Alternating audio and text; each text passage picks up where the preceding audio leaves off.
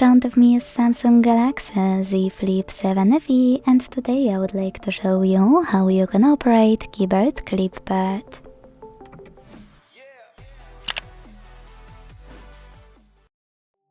Begin by launching your keyboard. Now, to use Clipboard, you need to copy any text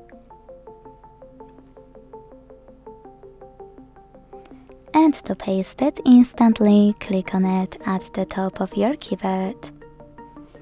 To paste it later on, click on Clipboard, available at the top of your keyboard as well. And click on your text over here. To pin it, you can hold it and tap on pin icon at the top right corner.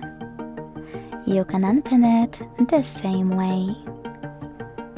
To delete it, hold it and tap on pin icon next to the pin one. Then confirm your choice in the pop-up. To delete text on the go using Clipboard, just use delete button at the bottom right corner.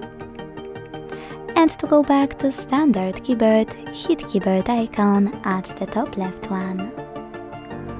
Thanks so much for watching. If you enjoyed this video, leave a like, comment and subscribe.